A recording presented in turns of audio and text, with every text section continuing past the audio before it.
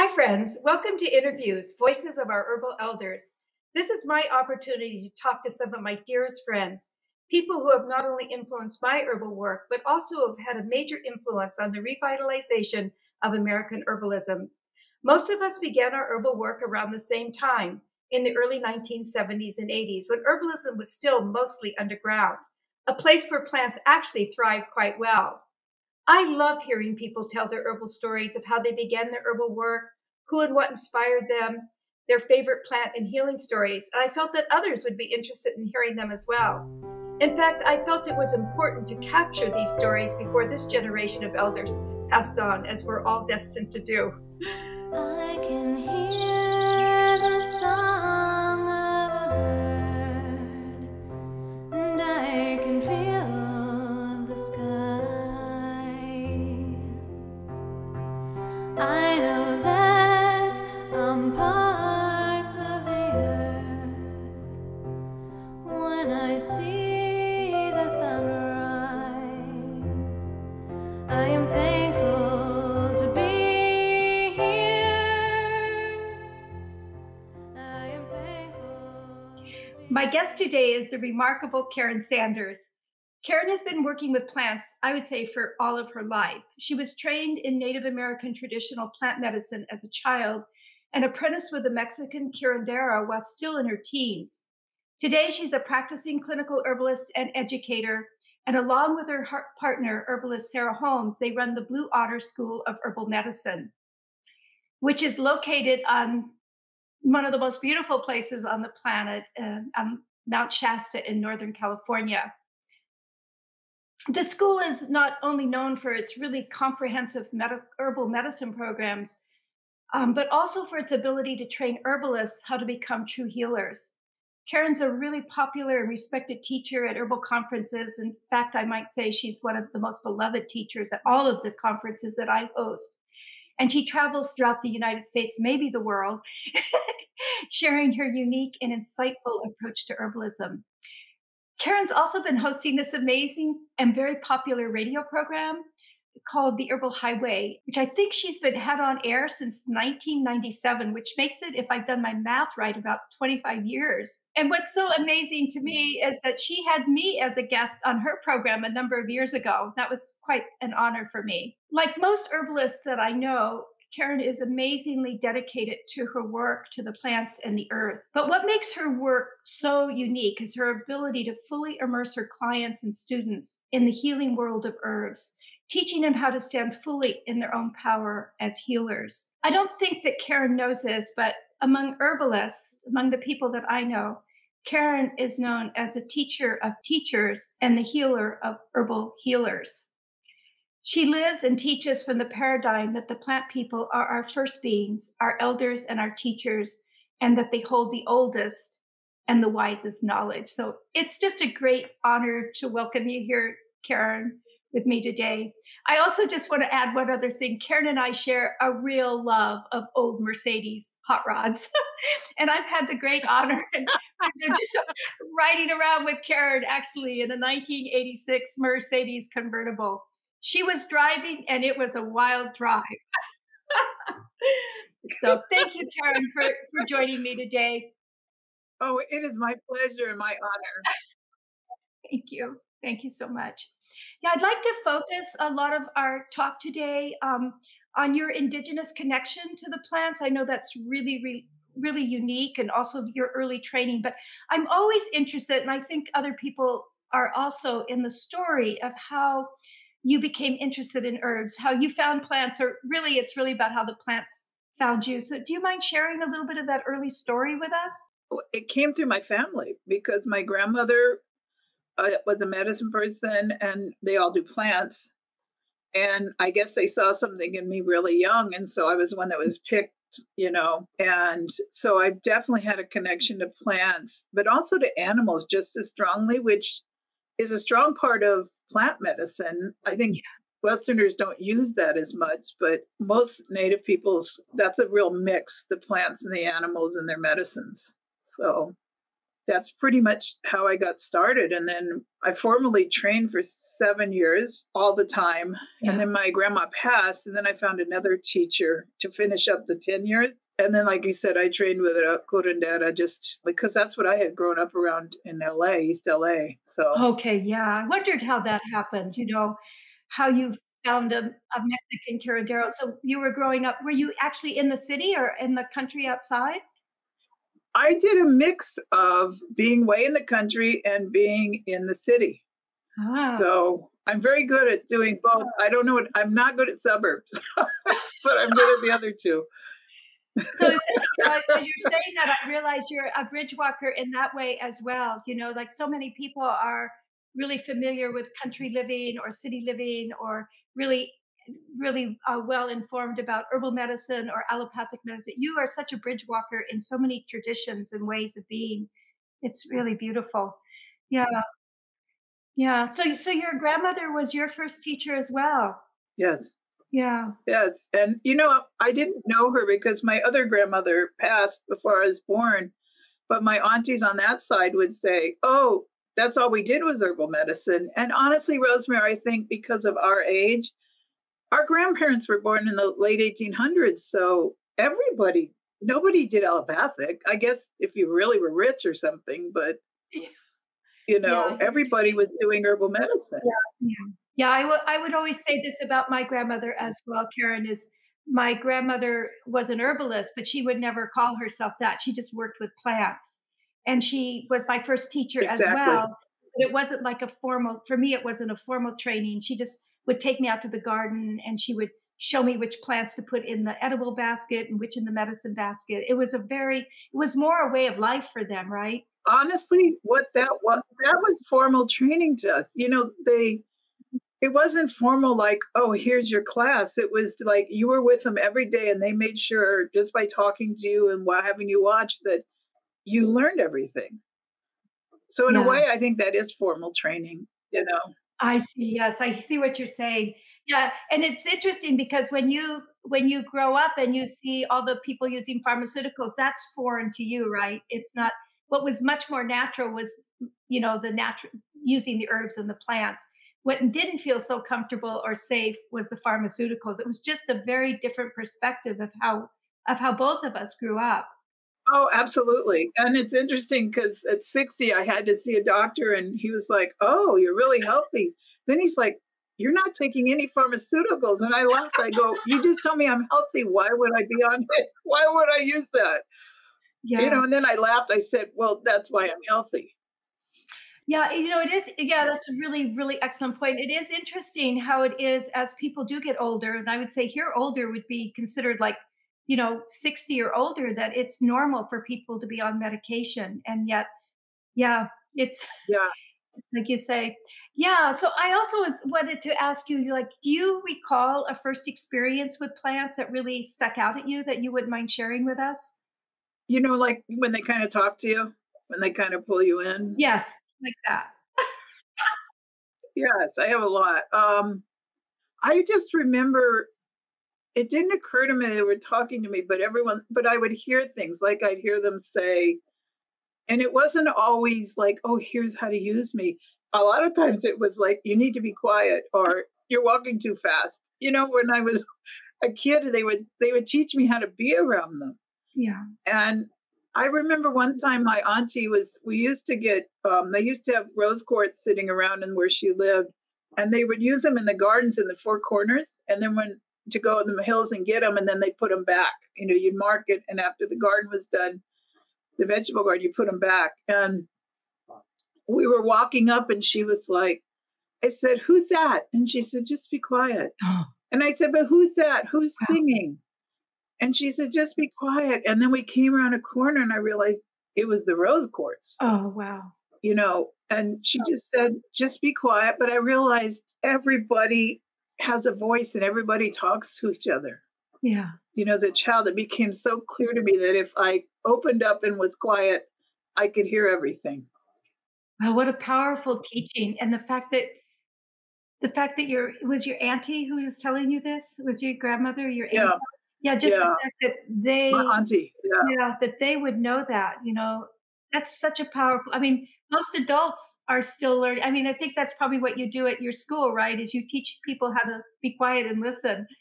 Because people talk about so often, your students, I've heard them talking about how that probably is the most powerful teaching for them when they go to your school. They learn all of the educational components of herbalism, all the physical components and even the spiritual, but more than anything, it's an immersion into themselves. I think that's one of the, I mentioned that a little bit in the introduction. I think it's one of the things about your work that so many of your students honor you for is this ability to really open up to and listen to them, the world around them, and also to themselves. It's a full immersion. But you could do that easily, right? Because I was going to ask you that. How did you discover to work that into your program? But I realize now when we're speaking, you got that when you were a child. Yeah, it was part of the teaching. Yeah. It was definitely, and part of what I saw around me. I don't know if you did this, Rosemary, but a Southern custom was you would go outside every day, like all ages, and you'd sit either on a porch or in the yard, and nobody would talk. And you listen to the wind, and maybe someone would say, "Oh, listen, look at that." And it was just to be. It was just to Wow. be with the wind and the plants and the area and each other. And then people would just kind of float off back to work and what they were doing. Wow. But it was a given that you would stop and you would pay attention to where you were and Wow. give that your time and your presence. Yeah, it's really very, very So powerful, right? When you asked if I did that, I think about sitting on the porch with my five brothers and sisters. I don't think there was ever a moment of quiet, actually, but I did find that quiet. Yeah, we yeah, were very noisy. When we would sit on the porch, we were all squawking together. But I did find that quiet that you're speaking about. I remember, Rosemary, the first time I visited you, not at a conference, but at your home, and I was with Amy. Oh, And we went out in your garden and we just sat on this big rock and we had moments of just being yeah. quiet and kind of Yes. present, and then moments where we were just talking and laughing. And it reminded me of that, like, oh yeah. So that's probably partly what your students talk about when they go to the Blue Otter, and also when you come and teach other places, that you're teaching them to listen deeply because I have to say that I have a lot of my friends who are herbalists themselves who have been trained and who many years and have taught others and have their own schools who have come to study with you, and they feel like more than anything they learn a lot about the plants for certain, but they learn mostly about themselves. It seems to be one of your great skills is to help people really stand fully in the power of who they are and how to be a really heartful, in tuned healer. Yeah, I truly believe that as a like a practitioner, when you're doctoring someone, when you're just using herbs, you're not really doing it. You're kind of this conduit that kind of just hears things and takes it to people. But I think the most important thing is that people understand that you're kind of just getting them back in their power, and trauma just takes you out of your power. And so the whole point of a session or anything is to lead someone back to themselves and to set them, let them realize their power has always been there. And I think, to me, that's what I think we're supposed to be doing. It's not so much, oh, they're sick. Of course, you deal with that, but you're sick because things have happened and you've gotten out of balance. And Yeah. it takes everything, all those levels of ourselves. So I do think that you can only go as deeply with the plants or deeply with someone else as you're willing to do with yourself. So I think it's important that you take the deep dive, you know. Mhm. Yeah. I think working with plants, I think we have one of the greatest tools of all because the plants, like you were saying, that conduit, I always used to say to myself, like every time before I would see a person who was coming to see me for some healing work, I'd always just pray, make me an empty channel which the voice of the plants and spirit can work through, because they just are using us as channels. Maybe it's like that in other forms of medicine as well, but I know with the plants, it definitely works that way. They're using us, aren't they, to do their healing work, and also the more refined when we are with them, the more they can work with us. So that's probably that part of that process of, yeah. And being able to go inside someone, with permission, obviously, but to see inside and just let yourself see what's there. And then, figure out, okay, they're really not here for what they said. They're here for something else. And how do we get to that? Where do we start that journey to that? Oh, that was very So, interesting, Karyn. I yeah. want to know, I love the part you said, always asking permission when you journey into somebody. But can you talk about that process? Are you able to describe how it is that you are able to see into people? Is that something you can describe? Because not everybody has that. Or if they do have it, they haven't practiced it.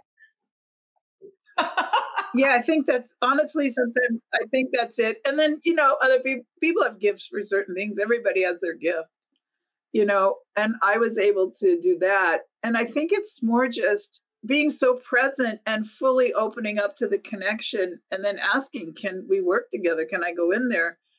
And then letting yourself, it's about following energy more than Oh, there it is. anything. And so, we're always, our energies are always flowing in and out of each other. So if you get on the ride, then there you are, Yeah.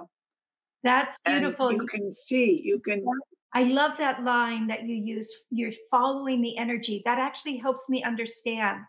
That's what you're doing. You're following, because yeah, that's you use that word oftentimes. The energetic, working with the energetic energy of the plants.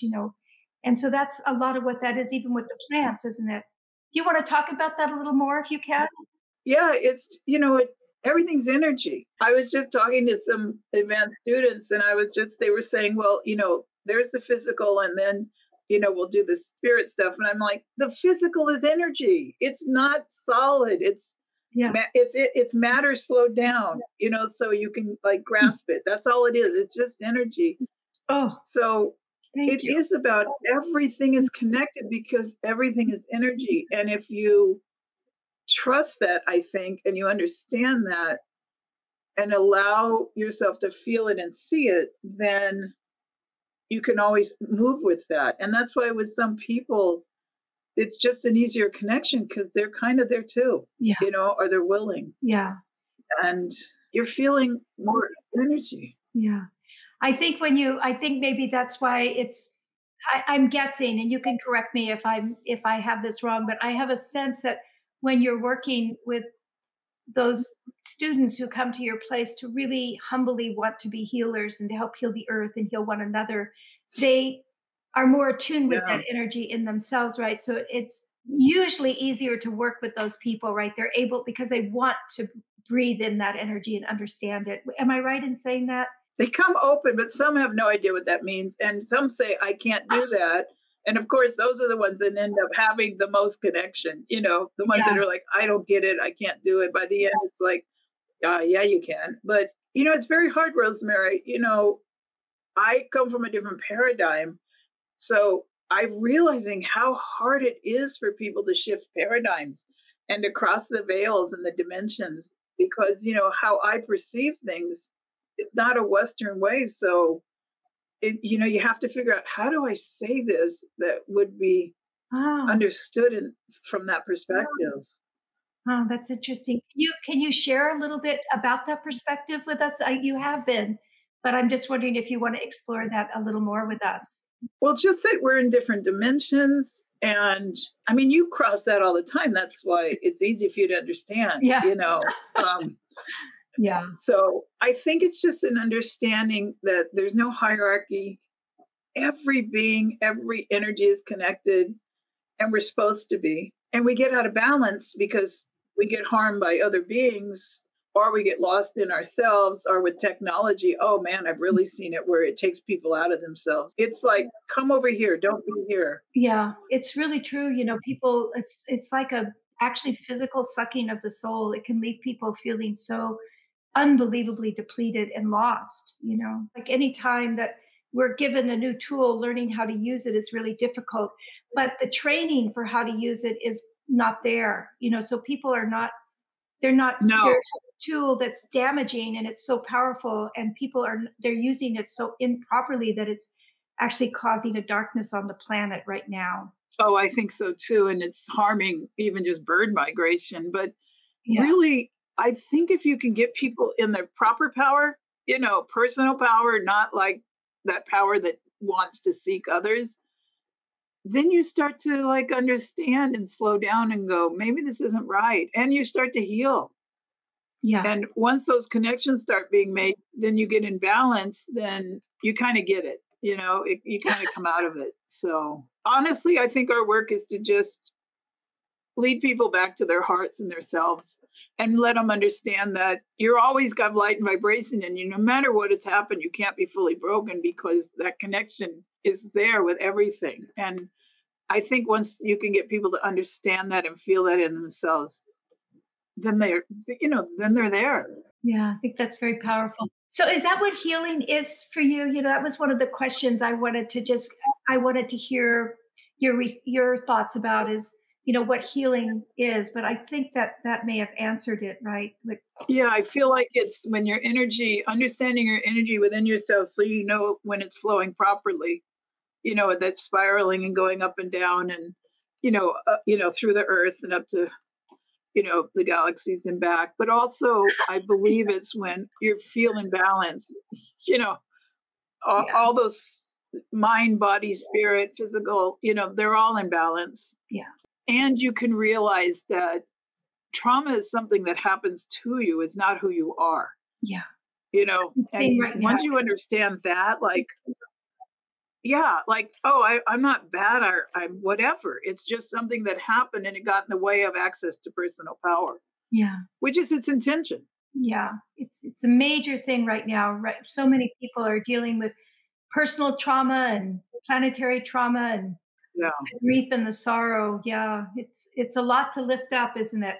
It's a lot to lift up and it's a lot to, there's ongoing traumas, there's societal traumas. But I think, once you learn how to be in your power and have boundaries and understand how to move energy, then you kind of can deal with things in a way that's allowing you to be fully present in yourself and to, have your potential.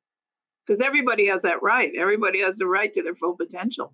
You're doing powerful work, Karyn. I see you as kind of like one of those. I used to use. It's a funny way to explain it, but I always used to. I think it was maybe from Ram Dass or Stephen Gaskin. It goes back a long time where they talked about being a like a vacuum cleaner on the side of a dirty corner in the city or something, and you would just be bringing in all of that energy that sometimes was toxic and stuff, and just cleaning it up and sending it back out into the world, and I kind of see that you do that when you work with people. You're not doing it for them, but you're showing them the way to how to take all of that trauma and all of the things going on and just how to run it through yourself in a much stronger and more powerful way. And then what you're putting out into the world is far more healing than that toxic energy that sometimes is coming out of us. So I just see that your work is holy work in that way. And you sort of do it very quietly. Oh, thanks, Rosemary. Are you still up on the mountain? I heard rumors that you were thinking of moving to school. Is that true? Yes, it's not a rumor. So, yeah, it's not a rumor. I'm ready for I've been in the mountains and I'm ready for some ocean work. Oh, I understand. To connect with those beings. Yeah, I do understand. You definitely do. I did that same migration. Yeah. I lived and in you're the mountains. landlocked. Yeah, but I'm living on a big body of water now, right? So I moved from the mountains where I lived for 35 years to the lake, and it's very healing and soothing. I would say the water is soothing, and it's people don't understand that that lake looks like an ocean when you're standing at it. You can't even see some of the far side. I know. Yeah. It's called the Inland Sea. It's powerful. It is. So, sweetie, I wanted to ask you also about, I know that a lot of your approach with herbs is like as food, as our everyday, food, the food that we eat and the herbs. And do you want to just share a little bit about how you see that food as medicine? I think we used to. Food was medicine.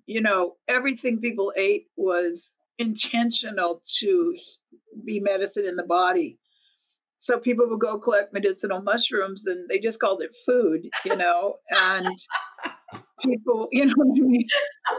And people cooked with, you know what I mean? It wasn't like, oh, that's medicinal. Yeah, people would put the herbs into like spices. Like you look at something like simple as gumbo, which isn't simple. It's a very complex dish, but basically it's filet, and filet is sassafras, and Yeah. sassafras was used to thicken things, but it was also used to clean not just the blood from winter to spring, but it was used to change the energy from going in for the winter to coming out again. Yeah. So, there was so many medicines that were just part of everyday tea and food. And I think honestly, it's the best way to do it. I think I really try and get people to understand like teas and food should be how you take them. And then when Yeah. things get really, you get really out of balance, then you go a step above and you got to get, straight up, think about it deeper. Exactly my philosophy. I think just the same, it's like if you get people eating their herbs and drinking their teas and going out and, gathering their wild dandelion and a little bit of plantain and burdock and just putting it in your food as every day, chances are that you'll need the rare medicine plants less often. When we talk a lot about plant conservation, I think one of the things I see is that the rare plants, the woodland plants or the plants that are very specific in habitat are, and that don't readily multiply are almost always those plants that are used for serious illness. But the everyday common weeds or the herbs that keep Exactly. us healthy, and they travel by humans. They, Mhm. they Yeah. grow around our footsteps and say, "Here we are, use us." Yeah, I Yeah. feel so And strong. got traded and all the berries and the oh gosh, I just one of my favorite teas is this time of year when you can go and they're actually about to go do a spruce tip harvest and a Oh, Doug fir harvest of the tips. it's so But good. because that was such a spring medicine of yeah, and it's all vitamins. It just gives you so much. Yeah. I honestly I feel sad because where we live, we've been in a drought for oh my gosh, it's going on 8 years. Oh, I'm It's so really sorry. bad. It's the worst year ever this year.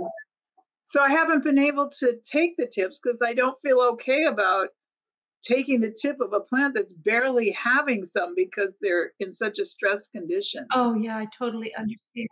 And I think that's the thing I think herbalists have to understand because I believe with some people, especially with Western herbalists, there was this understanding that the herbs belong to them. And that wasn't my teaching. You had to earn the right Yeah.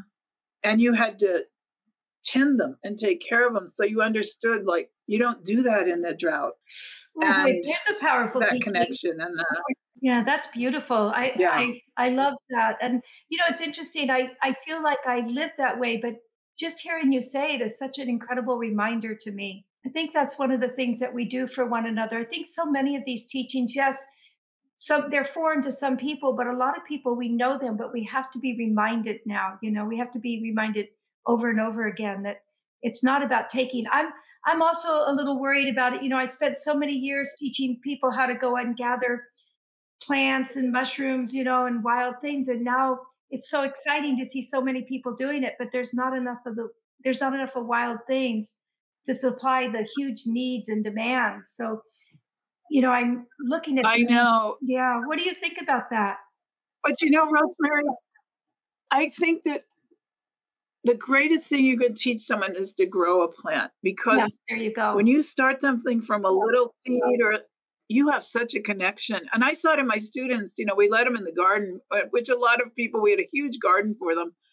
And we had different sections. We had a woodland in the middle of where I live. There's a woodland section with plants for where you live. I had a plains prairie section. I mean, 'cause, Yeah, I had a yes. bog because I'm like, I have to have my calamus and my monza. So, Oh my but goodness. once they were in charge of a section or growing it, everything changed. They got very Uh-huh. protective. They tell people to slow down. Once you create life and have to tend it, it changes everything. And I think if people grew their medicines and even just one plant, people Yeah. say, how do you hear the plants? How do you connect to them? Grow them, sit with them every day, water them. That is your connection. There's this fallacy that you have to have wild plants for them to be powerful medicine. And in all native villages, there was medicine gardens right there that we planted intentionally. Nobody wants to walk 4 miles to get something. So you had your everyday medicine, you know what I mean? And you Yeah, had your yeah. everyday medicines right near you. And then you had the ones, like you said, for really intense illness that you would go Yeah. get, you know? and you would go find. So I I do think we have to teach people that you have to. I think if every herbalist and every plant person went out and planted properly, like Yeah. what the families are, native plants in the proper places, and did that, we would start seeing them again. Yeah, I agree. Because Yeah. you know what I'm saying? Yeah. If you take one plant and you have the thought that I should plant 7 or 8 or 9 or 10 in its place, you don't run out of stuff. But Yeah. that hasn't happened, you know? It could, and I think it is happening more. It has to become an essential part of all herbal education. The problem is that I think it was becoming it, but herbalism sort of exploded, and the internet, which is beautiful how it's introduced so many people to plants, but some of the foundational teachings that are so important are not there.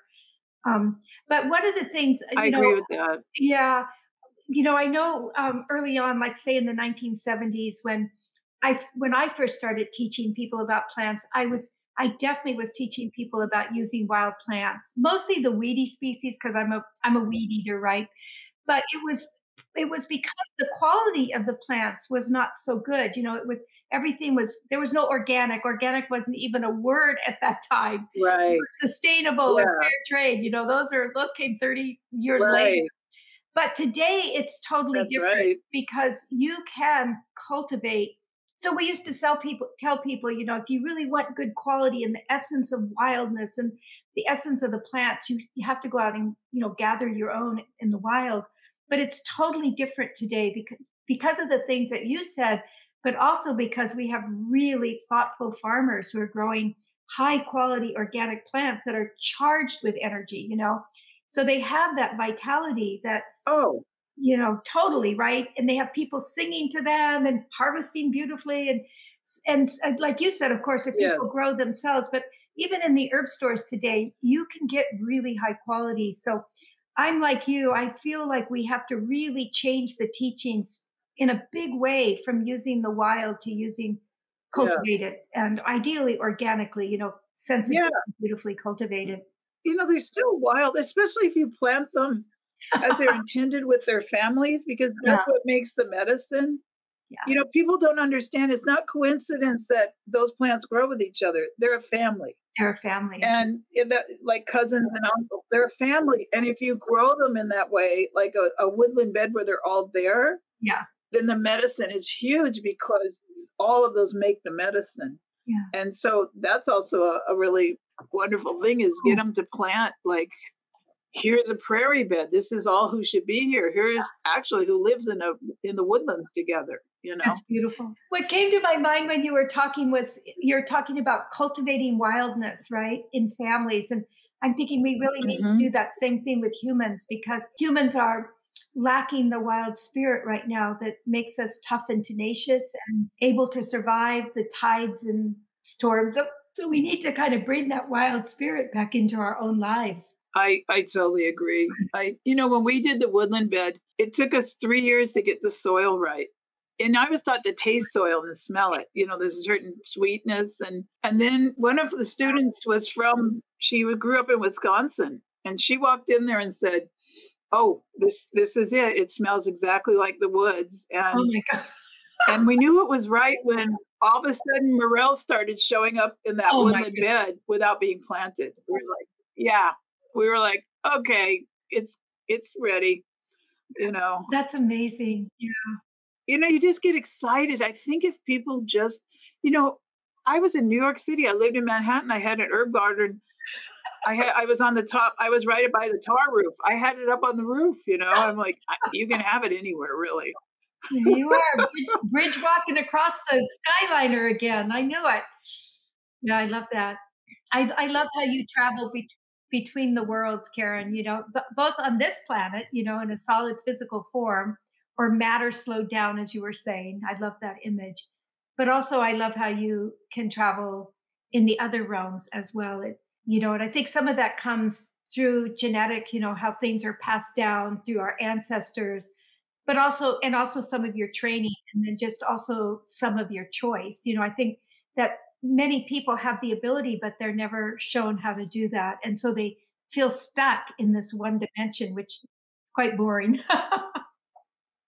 Yeah, It that's is boring, and I think they get scared, scary. it it can be scary at first, but then once you realize, "Oh, we're meant to do that," Yeah. we know we know how to come back to ourselves, then it becomes less scary, It's more scary you when know? when you think you can't actually really, you know, the I agree totally. yeah, it's so wonderful. I think that's one of the things about sacred plant medicine. I mean, I think it's used very abusively, and people use a lot of these very sacred plants that are rare and have been traditionally used for spiritual journeys by people since the beginning of time, but still used rightly today. They can help people step out of the three-dimensional world that they Oh, think they live in. 100%, but, I had a student say, "Karen, would you talk about hallucinogens and how I know you agree with them?" And I said, "Well, those are used in a ceremonial way for an intent purpose." But I said, "What people don't understand is every single plant It's can spiritual. take you to another dimension, Yeah. is spiritual." And I have had more I took yarrow, we were doing intentional, meditations together where we would meditate with a plant and then come together and talk about it because of Zoom, and I had one of the biggest you know what I mean? And pandemic stuff, and I had one of the biggest galaxy teachings I've ever had Oh, from yarrow. wow. Like, Yeah. you don't have to just have limit yourself to those plants. If you open yourself, they're all spiritual, sacred, galactic travelers. Yeah. That's a beautiful way of saying it. I don't know if you know the work of a woman named Carol Gouillet. She's from Ireland and she wrote a beautiful book called Sacred Plant Initiations. And what she's doing in this book is exactly what you're talking about. She's teaching people how to do dietas or the diet, the sacred ceremonies, but with plantain and yarrow. And she teaches these meditations. She does a really good job in that book teaching just what you're saying. I do want to recommend that book for people who are listening because she is showing people that you can use yarrow to have a galactic experience. And I know that's true, Exactly. but I think it is a lot. I think the plants they function a lot like the plant teachers function a lot like we human teachers, where you have these really powerful teachers that hit you over the head with a frying pan, kind of rip your heart open, or you have those that do it more gently. Yeah. And those plants that are known as, this hallucinogenics or those spiritual journey plants, they often are the ones you don't have a barrier. You can't say no when they start to take you. Where a plant like yarrow, it's not that you can't, Right. you just don't want to say no. You just want to say yes because it leads you powerfully, but also gently. Oh, yeah, no, it's make it yeah, you're right. Some plants, if you ask them to give you medicine, they're not gonna hear no. And you shouldn't ask a plant to give you medicine and then say no, you know? Yeah, Any you have plant. to If you trust. drink an Yeah. herbal tea, you need to open to that yeah, you have to open to that experience. Karen, do you think that you could explain how you can drink yarrow tea and have that kind of sacred experience? Could you just to share that process? Yeah, well, first I took it, and then I was like I know I was sitting by my altar because I think the first thing is to show up. You have to be present, Okay. and you have to make that agreement with the plant that you will be. Don't ask someone to show up if you're not gonna. And then Good I was sitting at point. the altar and I took it and I'm like, "God, yeah, right?" And I thought, Yeah. "Oh, it's not working." And then I thought, "Okay, I think it's me." So I took a little more and then I just made myself go deeper. And then the next thing I know, bang, there I was getting this beautiful teaching.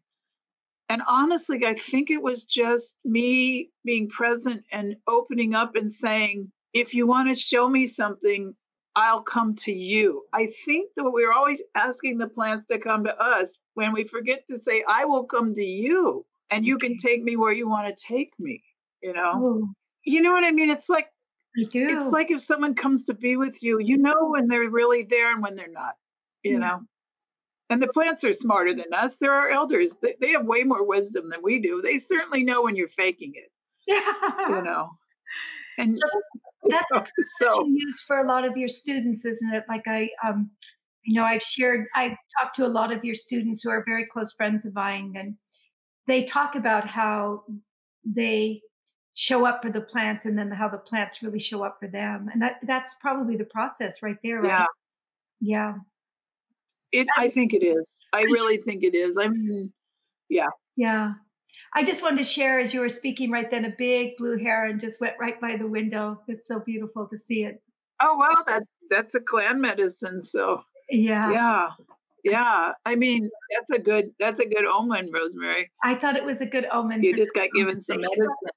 I took it sort Yeah. of as a gift for you that, oh, Honestly, it's the relationship. Are we going to have a relationship with the world?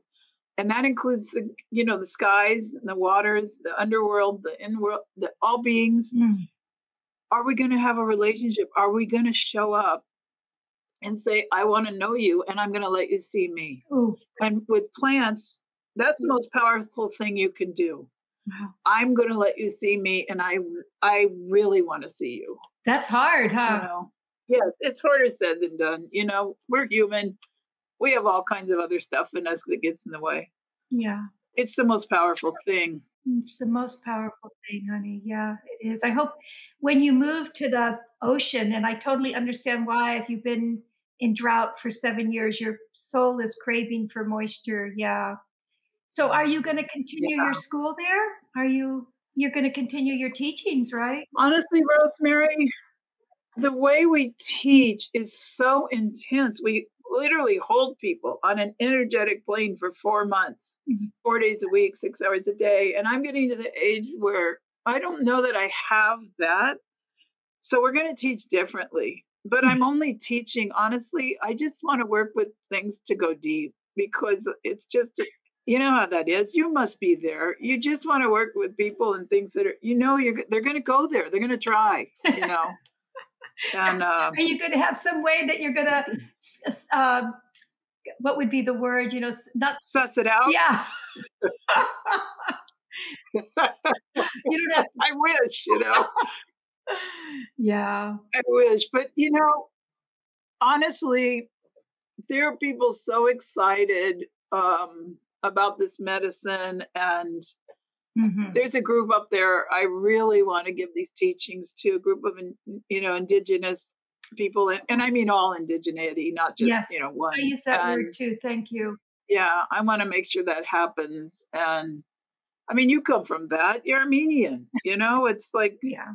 it's deeply, deeply, deeply in you, Yeah, you know? it is. Yeah. So, yeah, we'll keep teaching probably in a different style, Yeah. It's good to change every now and then. Um, Sometimes it's with the cycles as we grow older, and it's not even so much, I always say it's not so much older in age, it's just when you started. So you've been teaching in this method and taking it deeper and deeper. And then spirit is asked you to change. For me, spirit asked me to step outside the circle for a while. And I realized once I did it, it was because I had another enormous transformation and process I had to go through that really helped my work with the holy and the spiritual, but nothing that I ever would ever have anticipated or expected or wanted. But I think what the really important teaching is you have to continue to listen, even when it doesn't make sense to you, like even when, oh, if and you you, have to grow. yeah, yeah, You're right. And the thing is, the beauty of it is, I hope people can hear what you just said. You were willing to accept that. yeah, That's the key right there. You can't grow if you're not willing to accept it. And when it's scary and when it's isolating and when it's more than you wanted, but you stay there, I think that's it. I knew with my work, both in the medicine and just the teaching, I had to work on myself every day or I couldn't do it. I can't do my work without it. I knew that. I knew that I had to see my stuff in order to be able to work with people. And you know that, and I think that's the key. I think it's not about teaching the plants, it's about doing our personal work at the same time that we're working with others, yeah. I think you that's the know? most powerful part. Yeah, I did. I wanted to just mention that thing about fear, like I think that always when you're called to do really big change that has to do with something in yourself or Yeah. leaving behind what seems like you're leaving behind something that you really love, you almost always confront fear. It's not, I always, Oh, yeah. It's not easy. But you always have to say yes to the voice that you hear. If so long as you cultivate that listening to that voice, because we can get a lot of different voices in our heads. We have to really learn to cultivate listening to our spirit voice. I think that's, but when that voice is telling you it's time for change, boy, you better do it. Even if it You is. got to do it. And the thing is, even if it's scary, and the thing is, everything's scary. I mean, you're going to have to say yes to fear in life. People live in fear. It's a matter of, do you want to live in one that's ridiculous, or do you want to live in the fear that's going to take you to be a more huger person, a more connected person. That's so beautiful. We all have fear, so we get to choose which one we follow. There's just something. First of all, I know. I still, that just fills me, and I hope is filling the hearts of the people listening. And the other thing that I don't know if I look like this, but the picture that I'm getting of you is not super clear, but it's like a spirit. I keep seeing this spirit painting of you. It's really like energy is swirling all over you. I don't know. Do I look like that to you?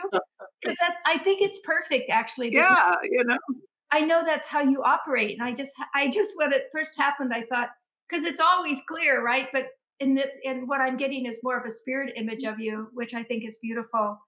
But it fills my heart well, up. thank you, because that means you're actually, well, I thank you, because it means you're willing to see me, Yeah. You get this, Rosemary. I mean, you walk in spirit, you really walk in spirit, and you have a lot of patience. I've often wondered, like, how can she be so patient? But, I'm crabby. I'm like, but I think we just have to open our hearts, and that's scary. That's scary. Yeah. But I have to say, I had a lot of fear when I was a kid, circumstances, things. And I started to realize early on, you can't not have pain, or fear in your life. It's part of life. Yes. So you need to choose the right ones. You need to choose the right fear of growing, or the pain of growing, and not go to the ones that don't lead you anywhere, but I to love smallness, Yeah, that's powerful. We can make a conscious choice to choose the kind of fear that we want to confront and grow with. I love that. I had never really thought about that before. Exactly. Yeah. Yeah. Because you just do it naturally, Rosemary. That's why you don't think about it. I've watched you. I have such respect for you, because I know what's been going on, and I'm like, oh yeah, she's just, whether she wants it or not, she's going in, and so she's going to come out more. Even though you're going to lose stuff, you come out more. Yeah. You have to be willing to give up things that are most of value to you in the world. There's that part of the holy work, I think. But yeah, I've had a lot of good teachers. It's true. I think we're coming sort of the end of our time. I could talk to you forever, Karyn. Honestly, I'm going to sign up for one of your programs. But I did want to just ask. This is a really broad question, and sometimes it's hard when you get thrown these. But do you have any final words that you just would like to leave us to ponder, or anything that you'd like to add that you feel is really important at this moment? Honestly, I think I would just want to say to someone that if they could understand that their light and vibration, and and basically everything in the universe is in them, and to just somehow trust in that, no matter what is going on or what has happened to you, and to know that that's what's going to guide you. I think that would be the thing I would say to people, I think we'll just take a moment, all of us, and just sit here for 1 minute in quiet and let that fill us up.